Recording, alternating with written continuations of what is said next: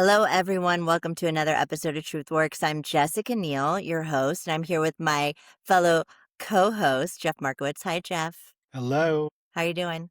I'm great. How's it going today? You're good? I'm great. More importantly than how you're doing, Jeff, is how our guest is doing. We have a guest here today, and I'm very excited to introduce you all to him. He is the author of Think Faster, Talk Smarter. It's a bestseller that probably many of you have read. He also has a podcast, which many of you have probably listened to. And if you haven't, you need to listen to it. Nat, welcome to the show. Tell us about the podcast really quick because we need to hear about it. By the way, I've listened and it's fantabulous. Well, thank you, J&J. I love it, Jessica and Yeah, Jeff. I am, J&J. I am thrilled to be here with you. Yes, I've been hosting Think Fast, Talk Smart for a while now, and it's all about communication skills. So, where our goal is to help people hone and develop their skills. Our episodes are short, 20 minutes long, and the goal is at the end of each episode, people leave with 2 or 3 things they can implement right away. Communication is critical, as I know you would both agree, to success in both our personal and professional lives. And we're here to try to help people to enhance and further develop those skills. Yeah, well, I'm really excited to kind of get into it and unpack a lot of things with you because I think in my career, I have grown to appreciate how much communication impacts and fuels businesses and can be a determining factor in success or not success. So I want to get into that, but we always like to go back in time a little bit on this podcast. I want to know how this all happened. How did you get into researching this, studying this? Like, what led you to communication as your mission? I'm going to take you back all the way to when I was a young Yeah. boy. Okay. So I am the son of a elementary school teacher and a lawyer. So you can imagine that at our dinner table, our conversations were often around communication. My mother was always thinking, how can I make this idea I have to teach engaging, help the students learn? And my father was always very much, how do we make this clear, concise, organized, and structured? So I just grew up in an environment where communication was important, and we talked about it a lot. When I got to university, I thought I was going to be a doctor, and then I met organic chemistry and calculus, and they both told me that perhaps not the right approach. And at the time, I was an undergraduate at Stanford, and they had this new program. That's how old I am. It's well established now, called human biology, which was a combination of biology and the social sciences. And I thought, oh, this is a way to get into medicine and not have to do all the hard stuff that I'm not very good at. In the very first class, they brought in a psychologist, and he came in, and I was mesmerized, and I found this is what I need to study. So I immediately switched my major to psychology and found that what I was most interested in psychology was really communication. I was fascinated by it, and I started even as an undergrad studying anxiety and communication and how we can get better at it. Went to graduate school, worked in the corporate world for over a decade or so, saw the impact and importance of communication. I ran learning and development for software companies, and then had an opportunity to come back to my passion, which is teaching. I adore teaching. I adore learning and teaching communication. I started actually when I left high tech. I taught high school for 2 years. I learned a tremendous amount as a high school teacher, and then I have graduated to Stanford's Graduate School of Business, where I've been for almost 20 years teaching strategic communication. Wow. Amazing. So what is it? Because you've been doing this for a long time. What is it about the aspect of communication that keeps you on this thread? Is it just that it's so hard for everybody? What is it that you really just are continuing to try to dig down into? So to me, communication is operationalized empathy. It's how we connect with other people, and I'm very fascinated by that. I am passionately driven to make sure we hear people's voices, and many people, for whatever reason, feel uncomfortable, feel nervous sharing, and so I'm driven to really help people feel more comfortable and confident in their communication, and have explored it both in a planned communication way and spontaneous communication. And now with technology being so omnipresent in communication, it's just adding a whole new layer. So my curiosity has not waned at all. I'm immensely passionate, but it really is to help people connect, to help people share their thoughts and ideas. I firmly believe we are better off when we hear lots of different opinions and ideas. Yeah, and I think you kind of touched on this, but in technology and where things are headed with AI, Mhm. I happen to believe that the skill of communication is going to increase greatly, and those that communicate really well are going to maybe thrive, and those that aren't are going to struggle a bit. I 100% agree. I think AI is making human connection more and more important. Communication is the vehicle for that. The ability to communicate well in an AI world is critical. And AI can absolutely help us communicate better. It can help us better understand those we communicate with. And it can also cause great damage to our relationships. And I'm happy to dig into those. But I've been spending a lot of time thinking about and writing about these very topics. Yeah, how do you think about that, the Mhm. damaging side of it? Well, so first, I believe there's what I'm calling an authenticity crisis around communication with AI. AI can allow us to be perfectly polished. Our words and grammar can be nearly perfect, and yet it's not ours. And so a lot of what we need to do is demonstrate our authenticity in our communication. And I'll give you a very practical example. For a long time, I coached a lot of people to be as polished as possible in their communication. And my advice now is to lighten up on that a little bit. Be human. If you stumble or have a foible, if you hedge a little bit, if you have a filler word here or there, that's how we know you're human. So part of it has to do with that authenticity. And then the other big thing that I'm very concerned about is what I'm calling the empathy paradox. As I alluded to, AI can help us to be much more empathetic. I can say, I'm meeting with Jessica. I know what Jessica does. I know the type of thing. I've seen her writing. I've listened to her podcast. I can have AI help me tailor my messages to really resonate with Jessica, which is great. It's helping me, it's helping my EQ. But if I, on the other hand, outsource all of my really challenging, difficult conversations to AI, if I have to retrench somebody, if I have to give a negative performance review, and I have AI do it, empathy is a muscle. You have to build Mhm. it, you have to work it. And if I outsource all that, I end up with an empathy atrophy, and that can be Mm, really dangerous. So, we and what I worry about the most, and I'll stop talking, you got me on my soapbox.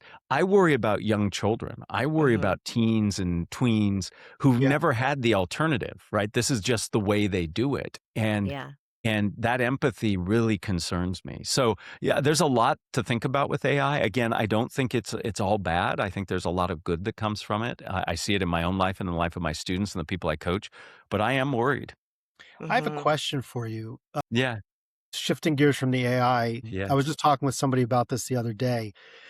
I did a talk when I was at Greylock the first time, and I did this talk a few different times. It's on YouTube, but I followed a guy named Glenn Kelman, who is the CEO of Redfin. Mhm. Glenn is a tremendously gifted speaker, like Mhm. beyond, like I don't know how he does it. And then there's me, who's definitely not a tremendously gifted speaker. And I wonder, like, in the personality dynamic that you've studied of people, what's the difference between the 2? Mm. So I firmly believe that we can all learn to be better speakers. There are people who, for whatever reason, have in their life experience, or maybe just the genetic personality they ended up with, have a slight or a head in the race just a little bit. Being extroverted, being open to novel experience, these personality traits can help you be more engaging. Being risk seeking, risk taking can help. So there are differences, but I wouldn't do what I do and have done it for as long as I have if I didn't believe that we can all learn to improve. There are skills that you can invoke that will help. Maybe you'll never reach his level, but you certainly can become more engaging. And it's just like any skill. You just have to practice it, work on it, and have a good guide. I tell people there are only 3 ways to get good at communication: repetition, reflection, and feedback. You Mm, gotta do the reps. Nobody ever got good by just thinking about it. You And have this to is reflect, and then you and have to this is get feedback. beyond Yeah, sorry, this is yeah, beyond a presentation. This is a yeah. life skill. Absolutely, yeah. 100%, and the goal is to be authentic and true. You should feel like the same person to people when they hear you one-on-one have a conversation, when you lead a meeting, when you give a presentation, and so these skills are fundamental to us, and we can work on all of them. Yeah. I just think back on my career, and as I Mhm. progressed, the I was always really good in a meeting, right? I was always very Mhm, good at like leading a meeting. But then it was like, okay, now you have to present to the whole company and then, thousands of mhm. people.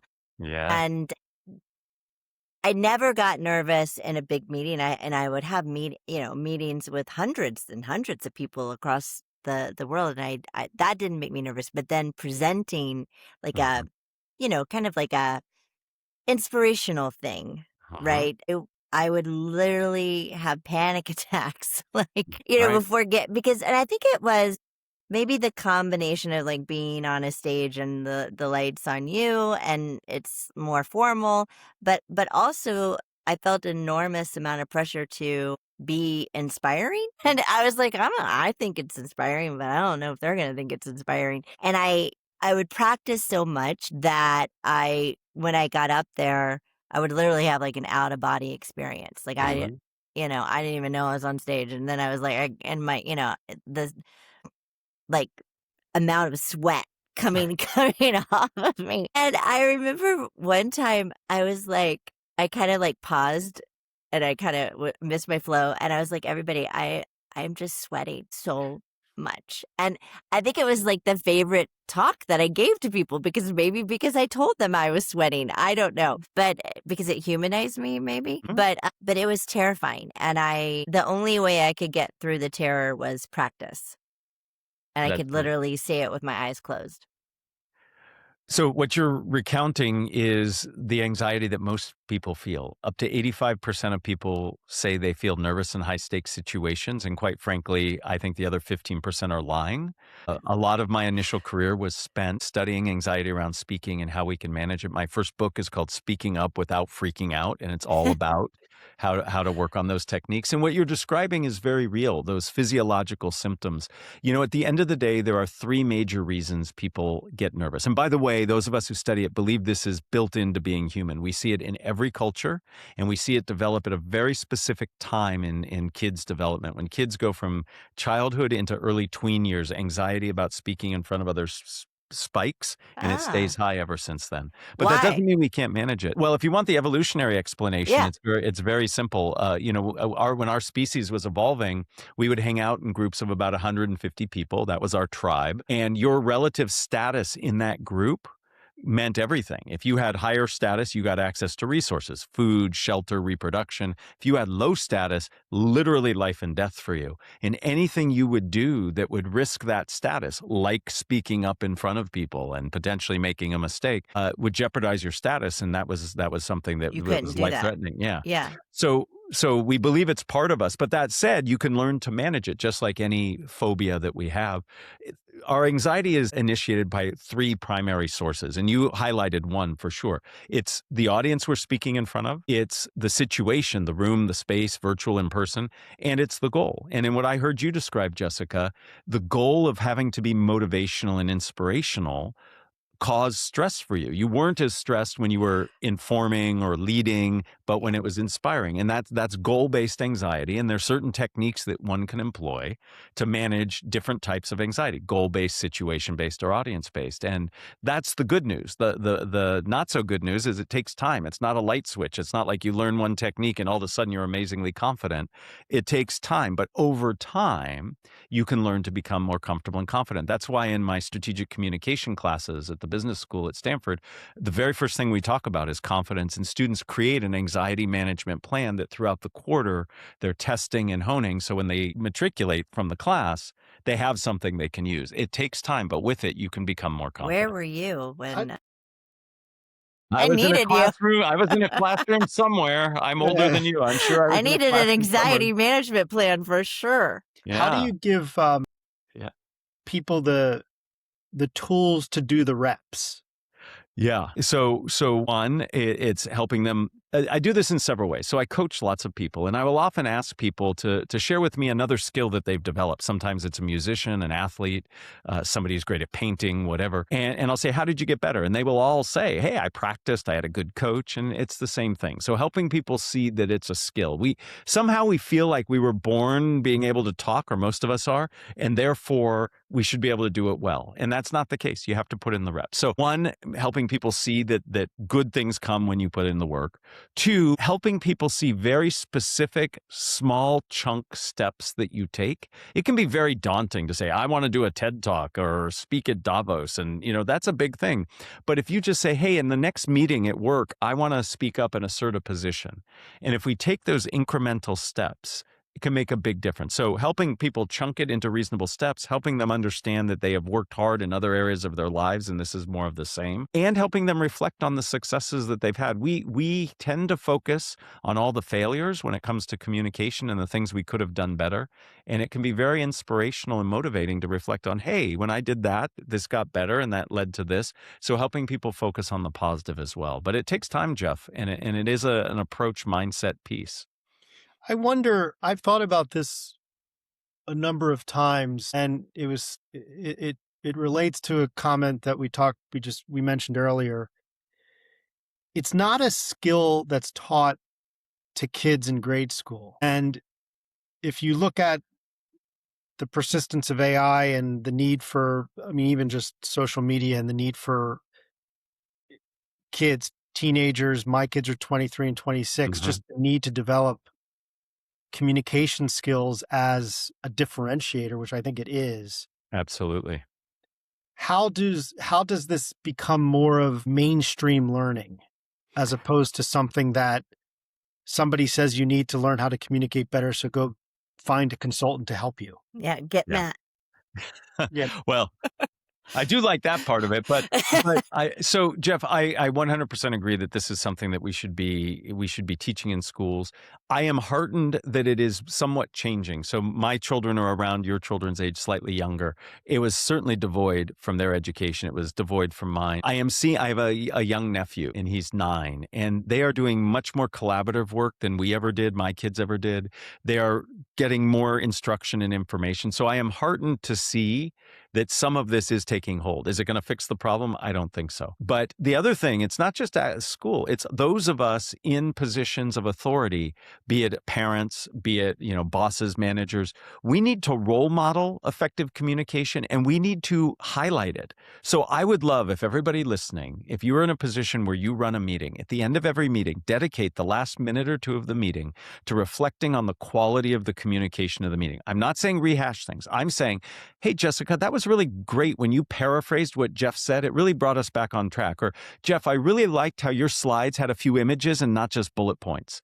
Just that kind of feedback puts the focus on communication. It sends a message. When you interview people for jobs or do performance reviews, communication should be part of it. What's working in your communication? What can we do to help? That kind of thing inculcates a culture of communication, a focus on it, and people are motivated by what they know others are paying attention to. So I do think education has to do with it. We have to do something in our schools, but we as people in positions of authority need to be role modeling and encouraging it.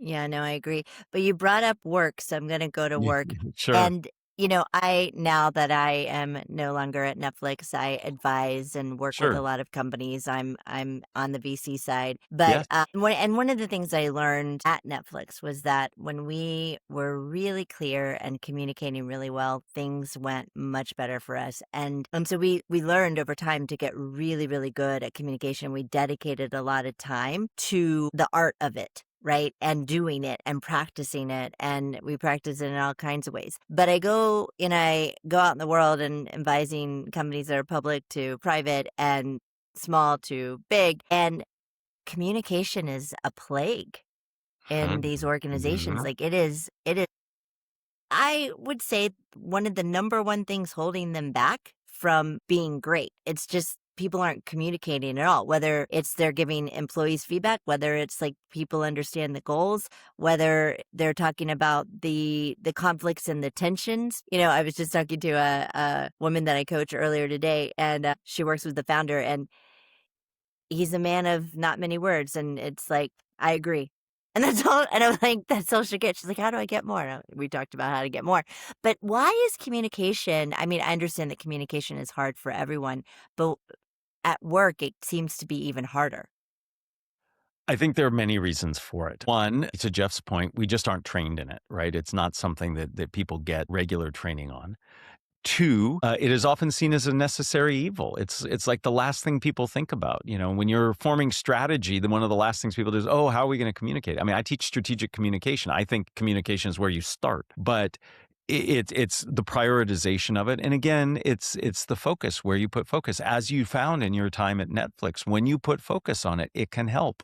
An effective communication plan, having bench strength of people you're confident in who can get up and represent the company message, can pitch, can sell, all of that boils down to communication. I am often brought in as a consultant when things have gone terribly awry, and it's fix it. And what I love working with startups and founders is you can build what I call a communication infrastructure. And that's not just technology, that's processes, people, ways of approaching it that can not only help you manage effectively, it can put you light years ahead of your competition if you're communicating well. It's hard because people just don't focus on it. And Yeah. that's the real challenge. It doesn't bring in money right away. It doesn't bring products or services to market right away, yet it is the vehicle through which all that happens. And it's Right. very easy.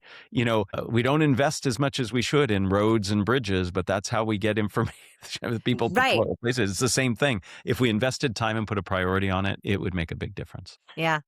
How much, if you look back at sort of the age where, when you're young, you probably communicate pretty freely and you don't hmm really think about consequences, but then all of a sudden you get a little older and a little bit more self-aware. And I think about tough conversations or hmm conversations that I don't think I'm doing well. And the psychology plays in. hmm So I start to worry about what the other person might be receiving. hmm And so it becomes a blocker. How much of learning to communicate well is the skill set, so the reps, versus the psychology of being not worrying about what the other person's thinking? Yeah. So to me, communication is about two things. It's about mindset and messaging, and you really can't separate those two. So you do have to go in with an audience-centric, goals-based approach. I have to see it as something that is in service of the person or people I'm talking to. I have to be patient with myself and the other person to listen. Those are the foundational principles, the mindset approach. There is the messaging. You have to get the reps. You have to practice. You have to think about, how do I structure what I'm trying to get across in the most effective and efficient way? You can't untangle the two. When I teach it, I dissect it and we talk about the piece parts, but in fact, it is all together. So the answer to your question is it's both. You have to have that other-centric, empathetic approach. You have to realize that if I'm in service of my audience, it's less about me and what I think about myself, what others think about. It's more about getting the value across to the other. And then it's, how do I package the information, structure it, word it in such a way that it's likely to resonate and motivate. So both of those pieces are tied intimately together to be successful. How does it play out in terms of day-to-day communication, not message? I mean, everything's a message, but in your daily living, day-to-day Mhm. conversations, how does it play out? That's the ground where the battle is fought, right? I mean, that's how we do it. So when I have a conversation with anybody, my first thought is, what does this person need in this moment? So what is it they need? And that could be emotional, that could be information. I always encourage everybody, yourselves included, to have a goal in your communication. To me, a goal has three parts: information, emotion, and action. What do you want people to know? How do you want them to feel? What do you want them to do as a result? And when I approach my communication, even a conversation with my kids, my friends, my family, that helps me focus. And there'll be times where I'll dial back on that focus. I just want to shoot the breeze with people, but there's still a goal. And then I'm listening intently, because it is in listening that I best understand your position, where you're coming from. I love paraphrasing. I think paraphrasing is really important. After you say something, I will share what I heard, not in a grand way like what I hear you saying is, but I might highlight a few words. That not only validates I heard you right, but it validates you as a person. I've actually listened. And then I begin to think about my messaging, and all of us can do that in all of our communication. The foundational principles of giving a major talk and having an interaction with your chum and buddy are exactly the same. Hmm. How important they are and how much time we spend focusing on them, that's what varies. But audience-centric, goal-based, structured communication, absolutely what's needed. So if I'm in the workforce right now, or Mhm. I have a 6-year-old, Okay. so I'm It's a even little more different end of worried. the spectrum I from know Jeff I'm and a me. little Yeah. more worried about what's going to happen to him, but we'll focus Well, on we're the. pretty worried about what's Yeah, I don't know what his life is going to be like, but we will see. But the people that are in the workforce right now, Mhm, and this this whole AI thing is mhm, coming, and it's coming really fast. What is your advice to them if communication is going to be key, mhm, and have them stand out from the pack? What should they be doing now? I mean, obviously all the things that you're talking about being intentional, mhm. but is there Right. is there something like Mm, just in their day-to-day that they can mhm. start with to start practicing? Sure.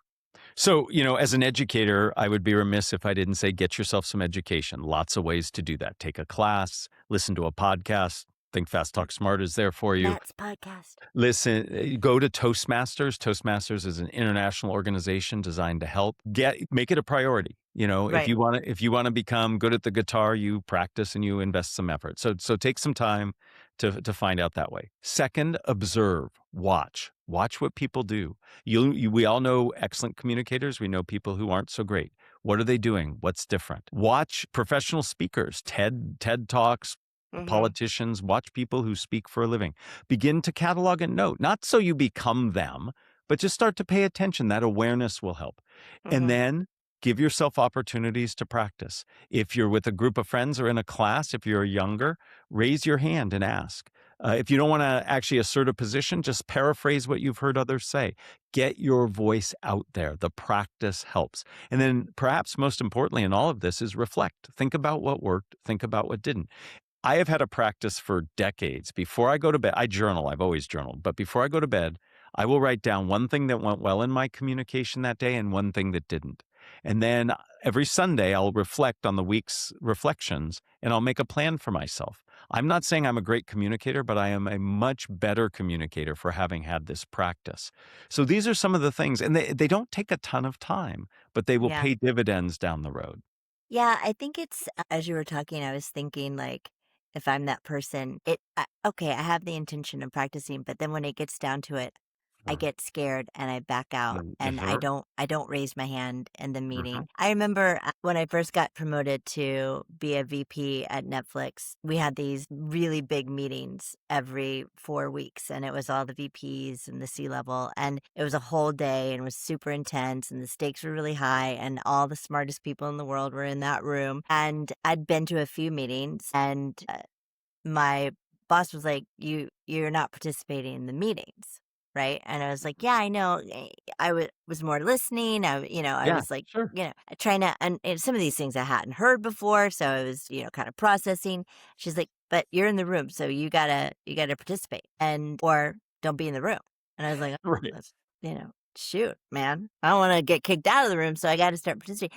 But there was some fear there for sure, but there was also, like, I was processing the information at Mhm. the time, and I didn't wanna just, like, talk to talk. And one of the most admired guys that was in the room was a good friend of mine, and he talked all the time. And I kinda did what you were just saying. Watched him because he raised his hand all the time, and he would say things that I was thinking. Mhm. And I was like, "Well, if he's one of the smartest guys and he's saying something that I'm thinking, then I guess I'm okay. I'm pretty smart too, Mhm. right?" And so then I was like, and then I just made a commitment to myself that in every single meeting, I would say something, Right, right? right. And like I just forced myself to do it. But I don't know if that's the advice that you would give people, or like So how do what you I work love that through you the were fear? well, so that's a different story, and we can talk about that in a moment, but I like that you were observing, you were seeing what the person was doing, and that you challenged yourself to contribute. And again, a contribution doesn't have to be some novel new idea. That can be very risky for people. But it could be asking a question for clarification. It could be just paraphrasing what you've heard. The ability to paraphrase and get people aligned is a very powerful tool and adds a lot of value, but has lower risk because you're not adding anything new. Now, the anxiety piece is real. In a room where you are new and there's a lot of hot and heavy discussion going on, it can feel very intimidating. But there are things we can do. The physiological responses that you have, take some deep belly breaths. That'll slow down the heart rate. You mentioned earlier, like me, I blush and I perspire when I get nervous. You can cool yourself down. That's because your body's getting hotter. Hold something cold in the palms of your hand. It'll cool your body temperature down. You'll sweat and blush less. On a cold morning, if you've ever held a warm mug of tea or coffee and felt it warm you up, we're just doing it in reverse. If you shake a lot, do some big broad gestures. If you're standing, take a step. That's adrenaline trying to move you to a safer position. So if you move, the shakiness goes away. So there's some things we can do to manage the symptoms. And then we also have to think about the sources. What's originating this? You don't want to look foolish. You want to look like you deserve to be in that room. So what are ways that you can remind yourself you have value to bring? What are ways that you can contribute something that demonstrates that value? And then when you do that, all of a sudden you begin to feel more comfortable and confident. So it's incremental. It's that, as we talked about with Jeff, it's that mindset and messaging combined together, but you can feel better. And then it's one step at a time. You don't have to be the loudest, longest speaker in that room the first time you join. When you think about tough conversations or Mhm. tough situations that maybe you've been involved with, you don't have to name the specifics for confidentiality, but what is a situation where you just couldn't help somebody? So it's hard to help somebody who doesn't want to be helped. And Yeah. and so people have to be open. When I coach people, the very first thing I do is I ask for a meeting where we can just determine fit. So people have to feel comfortable with me. What I do is not therapy, but it is causing people to reflect. It is causing people to think about it. So the situations where I have had the most difficulty are where people are not willing to do the work. Often it's people being told that they have to improve their communication and they have to work with somebody like me. And that's hard. But I've found ways to open people up to ask questions, to have them review successes, to have them understand, get out of their head and into the heads of other people. That can help. But for me, the biggest challenge is if people don't want to do the work or don't feel they need to do the work. And that's hard because I'm not the kind of coach that wants to break somebody down before you build them up. There are people who do that. And that's not where I wanna go, but sometimes people need to really see that. So, Yeah. that's the hardest type of person to work with, Mhm. and I have worked with many tough people in this valley, I'm and we've sure. had good success. So, I'm sure. I'm sure you have many a story that we many would a story, that we is would true. love to hear. Different Over podcast different or location, drinks. over yeah, Drinks. exactly, exactly. Do you ever still get nervous when Oh, you're doing? absolutely. Oh, Okay. absolutely. Yeah, So no, and even to I the started as a coach very of the nervous speaker. Yeah. even to No, the and coach. it's part of being human. I'll tell you the one time I get nervous. There are a group of communication faculty at different top business schools around the world. We get together every year to help, and we support each other. It's great. We exchange best practices. When I am asked to present in front of people who do what I do, have done it longer, are luminaries in the field, I get nervous. I have my own anxiety management plan I execute on. I take a few deep breaths. I tend to walk around the building or have conversations with people. And this is going to sound silly, and everybody listening is going to think it's a little weird. I say tongue twisters out loud. I do this not with people around me, but I do this for two reasons. One, it warms up my voice. A lot of us think we can go from silence to brilliance when we speak, yet we know when we exercise, we should warm up. If we sing, we should warm up. And the other thing it does is it forces me to be very present oriented. So before I go into this room with all these luminaries, all these people I respect and work with, I'll do those three things and it helps calm me down. That's my anxiety management plan. So you got to Amazing. get an anxiety management plan, is what I'm hearing. Well, yeah, absolutely, and Yeah. and and you can build one on your own. You can work with somebody who can help, but find the techniques. Most of us have some other activity in our lives that we do where we get nervous, and we figured out a way to deal with it. So a lot of the people I coach were athletes, for example. Well, what did you do before the game to help calm yourself down? Well, I took some deep breaths. I would do some running. Yeah, great. Do the same things or something similar. So we have ways in our lives to manage stress and anxiety. We often don't connect that I can do something similar or even the same in my speaking. hmm I found that I love your experience with it. I found that when you give in communications, it's very relaxing. But where Mhm. I've seen people fall down is when they have to turn the give into a get.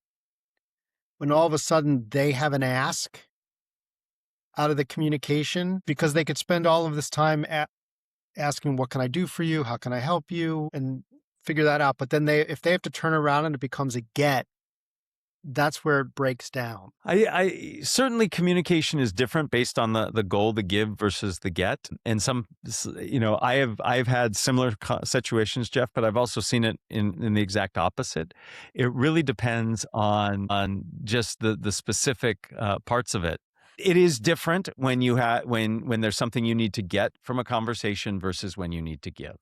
Mhm. Yet underlying all of that, I would argue, is fundamentally appreciating what's relevant and salient for the other person. The best communication is the communication that's honed and dialed in for the person or people you're talking to. And if I need to get something from you, I need to think about what motivates you the most and how I can show you giving me what I need from you will be beneficial for me as well as for you. So it really boils down to really appreciating who you're speaking to and understanding what's relevant and motivating to them. Yeah, I think that, oh, go go ahead. ahead, Jeff. No, you go. I was going to say, I think that's invaluable advice from a mindset perspective for anybody Yep. listening. Yep. Yeah, and I think one of the things that you're saying is you have to be really intentional. And I Absolutely. just don't think people are that intentional, and Yeah. they haven't thought about the goal, they haven't thought about what they want the other person to feel, and they just go into the conversation and Right. wing it, and then Right. it kind of blows up. Yeah. No, Or people not, people but people see communication, they see success in communication as broadcasting information out. I'm successful because I just got it out. And that's wrong. Communication is successful when the other person understands and can act on what you're saying. So you're right. It has to do with both intention but attention. You have to pay attention to details and specifics. we always ask our guests to leave our listeners with a bit of inspiration. You've Mhm. already given them tons of advice and great things to think about as they're going into their next conversation, whether that be professional or personal. But what is the inspiration you want to leave them with today? I would like everybody to think about a communicator in their lives who has inspired them, who's motivated them, from whom they've learned something important. And I challenge everybody to be that person for somebody else. What did they do Mm, in their communication and their way of getting information across that inspired and motivated you? And how can you do something similar? Not to mimic them exactly, but it is through communication that we inspire and we connect. So let's figure out ways to do that for other people. yeah, that's perfect. Yeah, be who you want to be communicated by, right? Like Yeah. Yeah, it's a- exactly. it's a gift that you can give. And if you get really good at it, it can be pretty meaningful to your career, to your life in general. And it reduces a whole lot of stress because if you think about a lot of the messes you have to clean up, at some point communication played a role in it. And if you can communicate effectively, you can avoid some of that as well. Yeah. Well, I'm just so grateful that you came on the show today. Well, thank you. And I'm walking away with a lot of learning. I know Jeff is too, and so are the Absolutely. listeners. Where can people find you if they want to find out more? Great. Yes. So 3 places. If you're interested in the podcast, check out fastersmarter.io. All of our podcasts is there, but we're on any place you can get podcasts. You can find us: YouTube, Spotify, Apple, etc. LinkedIn is a great place to interact with me directly. You can go to mattabrahams.com to see all about the offerings that I have. Whatever you do, take the time to hone and develop your communication. It will fundamentally change your life and the lives of those you interact with. Absolutely. I'm a believer. Amen. Amen. Hallelujah. All right. Well, thank you again for coming on Thanks, the Matt. show. We are so grateful, and go help everybody communicate because it's so important. Thank you. I appreciate the opportunity. It was very nice to be with you. Yes, you too.